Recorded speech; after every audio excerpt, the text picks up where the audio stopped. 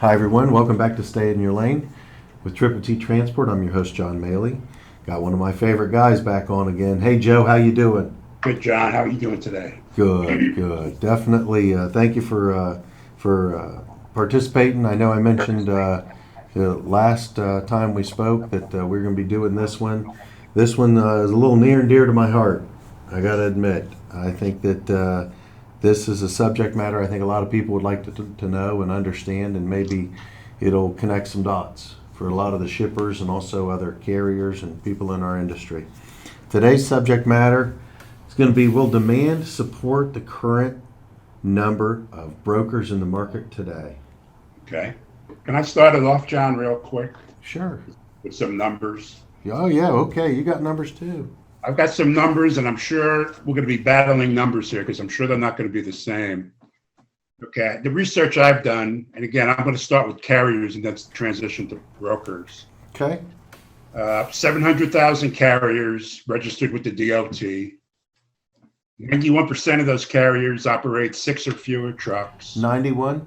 91%. That's what I was going to say. That's about right. And 97.3% operate fewer than 20 trucks. 700,000 carriers, 91% are 6 or fewer, 97.3 are 20 or fewer. Right. Okay. Now, the size of the broker market, again, this is from, it's called Verified Market Research. They say the size and spend in 2020 of the broker spend was 1.16 billion. They say by 2028, that market will be worth 13.7 billion, which would be a compound annual growth rate of over 36% per year. Now, this is where I probably need your help here. The number of brokers. One number I saw, and again, it said that between freight forwarding brokers and agencies, there's 106,871 players out there. And then I look at the Journal of Commerce. They say in 2020, there were 17,000 freight brokers. So I'll throw it to you, the expert in the industry. What is a true number? I believe the number to be somewhere, it's over 20,000 now from what we see. I will go back from a numbers perspective because it's great information and it's consistent with what we've always seen in the numbers that you shared. The majority of authorities the majority of them are 5 trucks or less, 6 trucks or less, right? The 20 truck and less is 97.3. So I think there is a gap there that explains why there's a market for a good broker. Absolutely. Okay. Absolutely.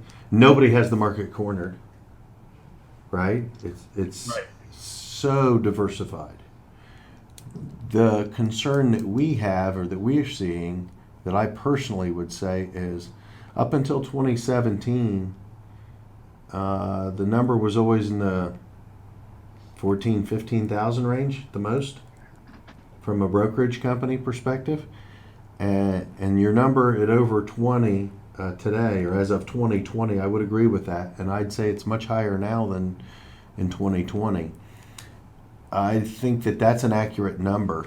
My concern is whether there's brokerage increases at 36% of the market growth per year from a 1.16 billion, the big number perspective. I think that what we're going to see a reduction from a brokerage perspective. Now, would that be from merger acquisition or just people leaving the industry? Or I think that the 5,000 to 7,000 additional brokers that have come into the market in the past 5 years, represents a 50% increase over what we had previously. I don't see capacity from a driver perspective or a carrier perspective growing at the same rate in our industry. right. So for every truck that is put on as a trucking company, that's a skewed number because we already discussed that 91% are 6 or fewer. which is why you need brokers. You need someone that can reach those carriers, because as a shipper, especially a big shipper like a Nestle or a Kraft Heinz, they can't reach guys with 6 trucks. It's impossible. No, and they normally wouldn't contract with them because of liability.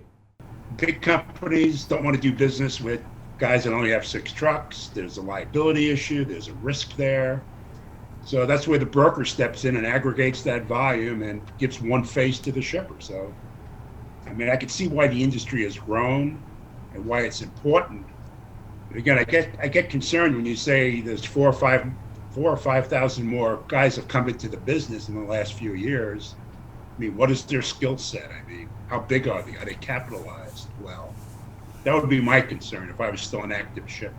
I think that we're going from a record high market. The shippers that I talk to on a daily basis, on a weekly basis, on a monthly basis that are clients, we all saw a change from the halfway through 2017 with 4 hurricanes and the ELD mandate being pushed in the summer right ahead of it, right? That was a pretty tumultuous year for everyone, okay? And when capacity tightened up, the phone quit ringing.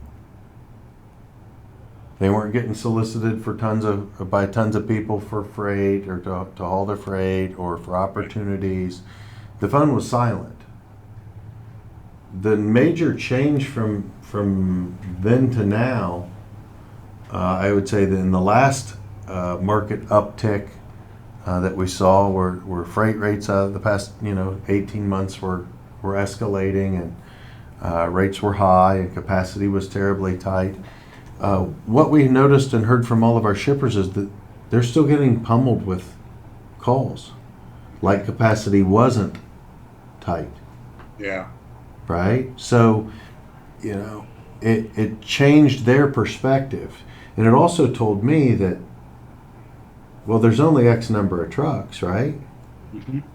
So, like trucking companies where people leave big brokerage companies and start small ones, and they subdivide the segment.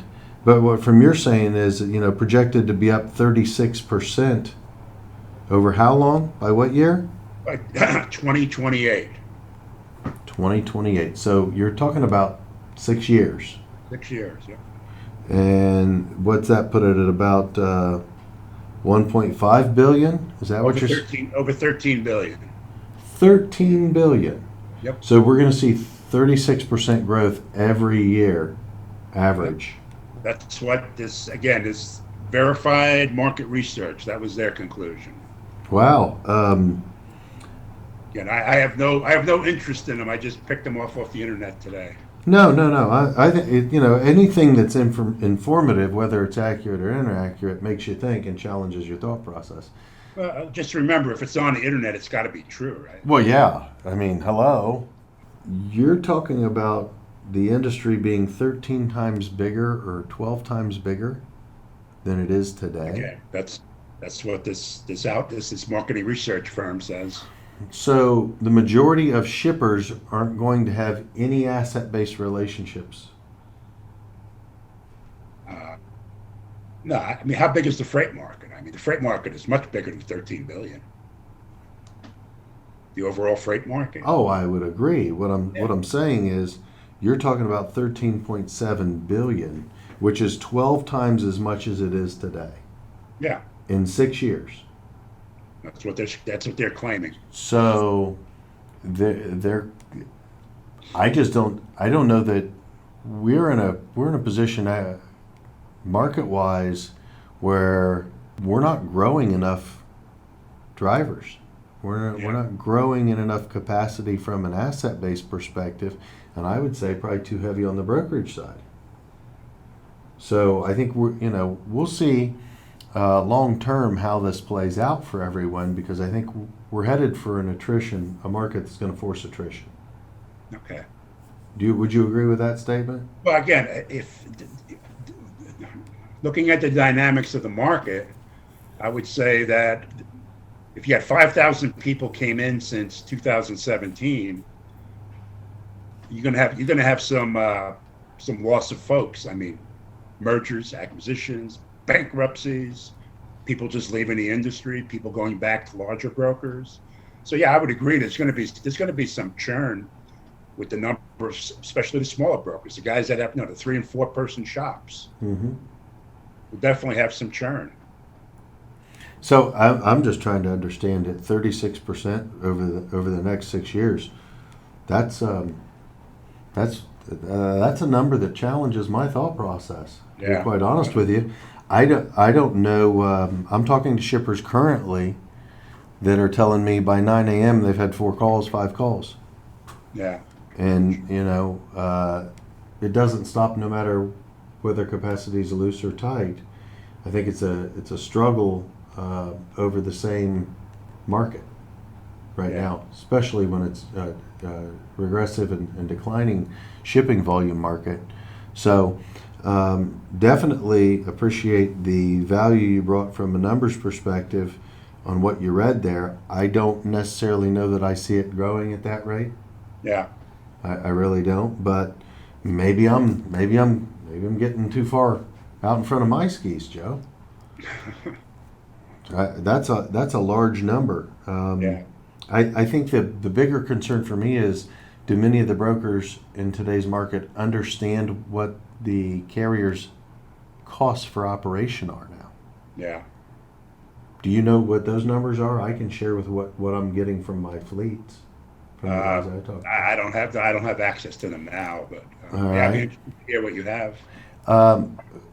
Operating a truck on the average, we're hearing from our carrier base that it's $1.45 a mile without driver's wages. Without wages.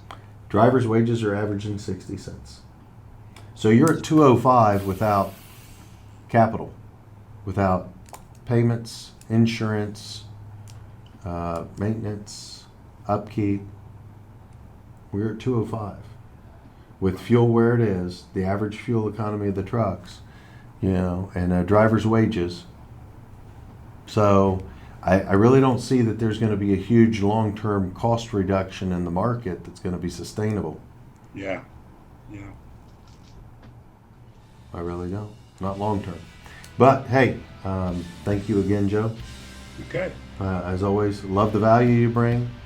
Look forward to having you on in the future. And again, enjoy the day. Thank you. Okay. You too, John. Have a good one.